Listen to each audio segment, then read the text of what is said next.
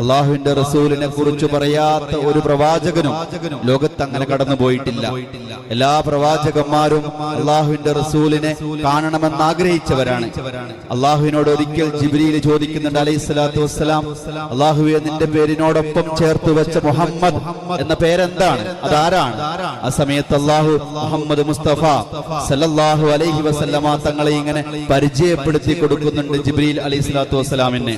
അന്നൊരു കാലത്ത്, ആ കാലഘട്ടത്തിൽ ഒരു പെൺകുഞ്ഞ് ജനിച്ചെന്നറിഞ്ഞാൽ ഇദാ ബുശ്റ അഹദുകും ബിൽഉൻസാ ലല്ല വജൂഹു മുസ്വദ്ദൻ വഹുവ ഖലീം, പെൺകുഞ്ഞാണ് ജനിച്ചെന്നറിഞ്ഞാൽ ആ പിതാവിന്റെ മുഖം കറുത്തു വിവർണമാകുമായിരുന്നു എന്ന് പരിശുദ്ധ ഖുർആൻ പറഞ്ഞ ഒരു ജനതയെ അല്ലാഹുവിന്റെ റസൂൽ മുഹമ്മദ് മുസ്തഫ സല്ലല്ലാഹു അലൈഹി വസല്ലമ തങ്ങൾ തന്റെ ജീവിതം കൊണ്ട് ലോകത്തെ ഏറ്റവും നല്ല ഉത്തമ സമൂഹത്തിന്റെ വാക്താക്കളാക്കി മാറ്റി. പിന്നീട് ഖുർആൻ ആ ജനതയെ കുറിച്ച് തന്നെ പറയുന്നത് കുന്തും ഖൈറ ഉമ്മ, നിങ്ങളാണ് ലോകത്തെ ഏറ്റവും നല്ല ഉമ്മത്ത്, ഏറ്റവും നല്ല നൂറ്റാണ്ടിന്റെ ഉടമകൾ നിങ്ങളാണെന്ന് പിന്നെ ആ ജനതയെ കുറിച്ച് പരിശുദ്ധ ഖുർആൻ തന്നെ മാറ്റി പറയുന്നുണ്ട്.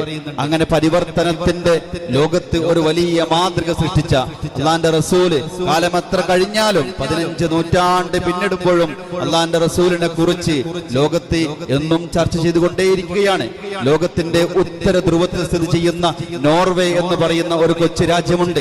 ആ കൊച്ചു രാജ്യത്ത് പോലും പരിശുദ്ധ റസൂൽ മുഹമ്മദ് മുസ്തഫ സല്ലല്ലാഹു അലൈഹി വസല്ലമ തങ്ങളെ കുറിച്ച് പറയുകയും മൗലൂദിന്റെ സദസ്സുകൾ സംഘടിപ്പിക്കുകയും റസൂലുള്ളാഹിന്റെ ജന്മദിനം ആഘോഷിക്കുകയും ചെയ്തതിന്റെ വാർത്തകൾ നമ്മൾ വായിച്ചവരാണ്.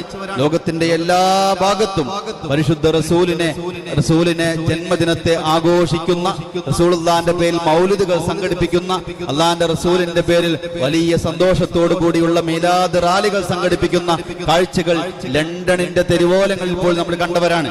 പറഞ്ഞു വരുന്നത് അള്ളാഹിന്റെ റസൂലിന്റെ ജന്മദിനത്തെ അത്രമേൽ മനോഹരമായിട്ടാണ് ലോകം ആഘോഷിക്കുന്നത്.